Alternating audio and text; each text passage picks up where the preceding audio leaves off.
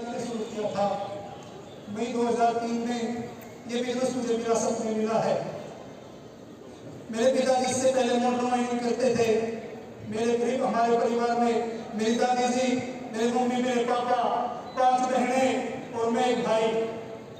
इस सिस्टम से पहले वो मोटर माइनिंग करते थे तो 9 आदमियों का परिवार, जिसमें मेरी दादी बीमार रहती थी और मोटर माइनिंग से हमारा गुजर बसर अच्छा नहीं चल रहा था। आर्थिक स्थिति बहुत अच्छी नहीं थी। कई बार दादी जी की दवाई लाने के लिए अगर पैसे लेने पड़ते थे, किसी से उधार मांगना पड़ता था। आर्थिक स्थिति बहुत अच्छी नहीं थी।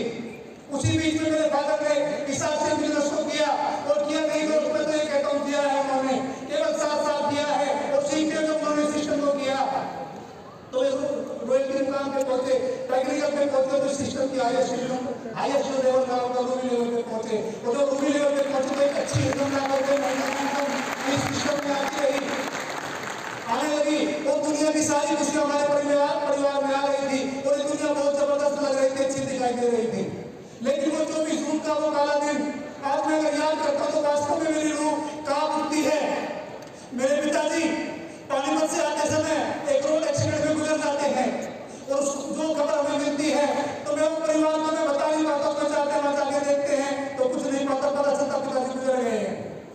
24 जून 2010 का वो दिन अगर हमारे परिवार की बात करूं तो मैं याद करके रोता हूं और मुझे कुछ नहीं सोचता मैं क्या करूं क्या नहीं करूं। 2 से 2.5 महीने मैं उन दिनों पढ़ता था जब मेरे पापा इस आश्रम को करते थे। उन दिनों पढ़ता था, मेरी उम्र 20 से 21 साल की थी और जो गुजर गए तो मैं एक रोता एक बारिश अपने परिवार में 5 बहनें मेरी थी और सारी जिम्मेवारियां मुझ पे आ गई और मेरी मम्मी पूछती थी मेरे से, बेटा अब कैसे होगा, अब कैसे होगा? तो मेरे पास कोई जवाब नहीं होता था और हम और हमारी बहनें और मेरी मम्मी बैठ के रोती थी।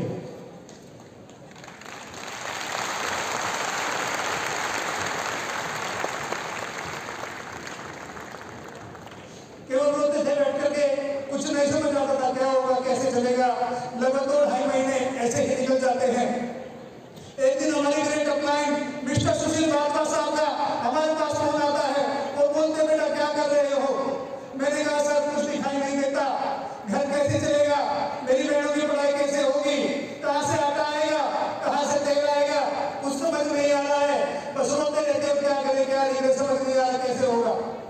उन्होंने कहा बेटा घबराओ मत, आपके पापा की जो कमी है वो इस दुनिया में कोई पूरी नहीं कर सकता, लेकिन उनके जाने के बाद जो आटा तेल जो आपके परिवार की जो पढ़ाई लिखाई, आपकी बहनों की जो पढ़ाई लिखाई है, ब्याह शादी के जो खर्चे वो आज से कमी नहीं आने देगा, ये वादा करता है आज के बिजनेस।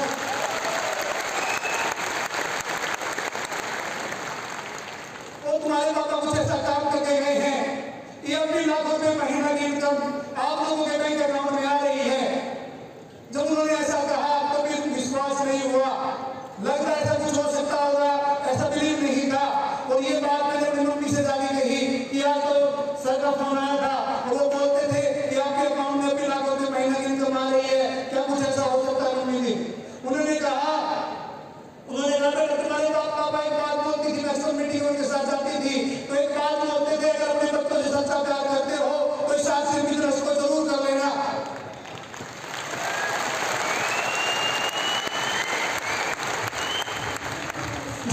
जरूर कर लेना। और उसके बाद उन्होंने कहा हो सकता है चलो कल जाके बैंक में देखते हैं, ऐसा हुआ तो बहुत सारी समस्या और प्रॉब्लम जो परिवार में आ रही है जो दिखाई देने में दूर हो सकती है।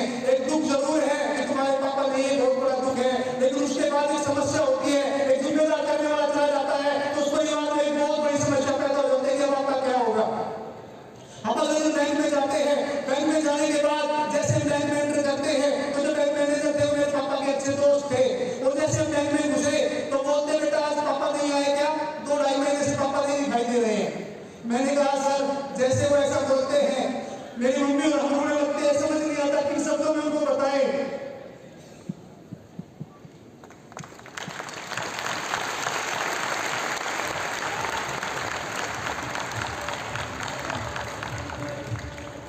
फिर वो लोग हमें चुप कराते हैं, पानी पिलाते हैं और बेटा बोलते हैं कि जो होना था, जो भगवान को मंजूर है वो हो गया है, लेकिन हम तुम्हारी क्या मदद कर सकते हैं? हम पानी पीते हैं, उसके बाद बोलते हैं सर एक बार हमें ये बता दीजिए कि हमारे सीनियर साथी बताते हैं कि 80 लाख रुपए महीना की अर्निंग आपके अकाउंट में आ रही है, क्या पैसा अभी सच में आ रहा है?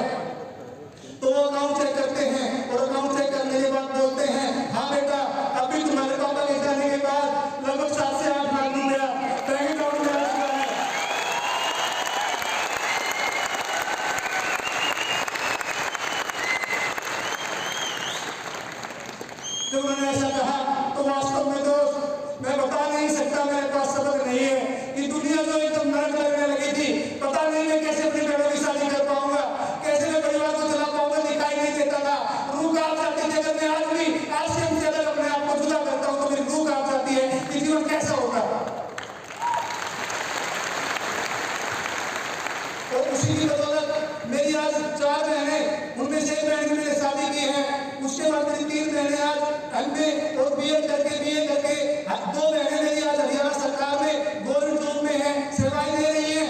एक बहन जिसको मेरे पापा सपना देखते थे कि इस बच्ची को मैं प्लेयर बनाऊंगा, इस बच्चे को प्लेयर बनाऊंगा, उसने मेरी बहन लगभग 4 से 5 साल की थी, लेकिन जैसे गुजरने के बाद मेरी बहन को मैंने कहा वो प्लेयर गेम में आगे बढ़ी, थोड़ा उम्र बढ़ी, तो मैंने उसको गेम में डाला, और गेम में डालने के बाद जो गेम की जरूरत होती थी, जो पैसे की जरूरत होती थी, जो आज से मैं दे रहा था, उसकी बदौलत आज मेरी वो बहन सीनियर नेशनल में गोल्ड मेडलिस्ट है।